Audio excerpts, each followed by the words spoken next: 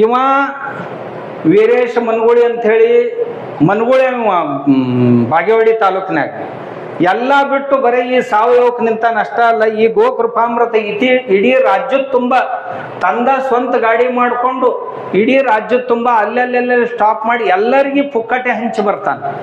ಯಾಕ ರೈತರು ಅವ್ರ ಬಾಗಿಲಿಗೆ ಒಯ್ದು ಕೊಟ್ಟಿವಿ ಅಂದ್ರೆ ಮಾಡ್ತಾರ ಅಂತ ತಿಳ್ಕೊಂಡು ಮಾಡಿಸ್ತಾನೆ. ಅದ್ರ ಜೊತೆ ಇವ ಕಬ್ಬು ಬೆಳೆದ ನಿಮ್ಮಂಗ ಕಬ್ಬು ಬೆಳೆದು ಸಕ್ಕರೆ ಕಾರ್ಖಾನೆ ಕಬ್ಬು ಹಾಕೋದಿಲ್ಲ. ಸಕ್ಕರೆ ಕಾರ್ಖಾನೆ ಕಬ್ಬು ಹಾಕೋರು ಶಾಣ್ಯಾರಲ್ಲಿ ಹುಚ್ಚರ ಹಾಕ್ತಾವ.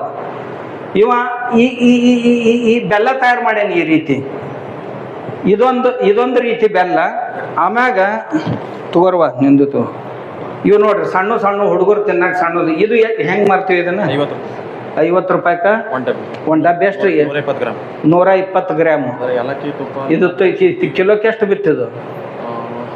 120 ರೂಪಾಯಿಕ 50 ಗ್ರಾಮ್ ಮಾರ್ತಾನಿವ. ಅಂದ್ರೆ 100 ಗ್ರಾಮಿಗೆ 600 ರೂಪಾಯಿ ಕೆಜಿ ಮಾರ್ತಾನ. ಮತ್ತು ಇಷ್ಟು ಮಾರಿನೂ ಅವಾಗ ಡಿಮಾಂಡ್ ಹೆಚ್ಚಿರ್ತೈತಿ, ಸಪ್ಲೈ ಮಾಡಕ್ ಆಗೋದಿಲ್ಲ. ನಾವು ರೈತರು ಇದ್ರೊಳಗೆ 10-12 ಪ್ರಕಾರದ ಬೆಲ್ಲ ಮಾಡಕ್ ಬರ್ತೈತಿ. ಬೇರೆ ಬೇರೆ ಬೇರೆ ಔಷಧ ಹಾಕಿ 8 ಪ್ರಕಾರ ಹಾಕ್ಯಾನಿವ. ಇದು ಅಲ್ದ ಇದ್ರೊಳಗೆ ತುಪ್ಪ ಹಾಕ್ಯಾನ, ಅರಿಶಿನ ಹಾಕ್ಯಾನ, ಶುಂಠಿ ಹಾಕ್ಯಾನ, ಶತಾವರಿ ಹಾಕ್ಯಾನ, ಅಶ್ವಗಂಧ ಹಾಕ್ಯಾನ, ಎಲ್ಲ ಹಾಕ್ತಾನ.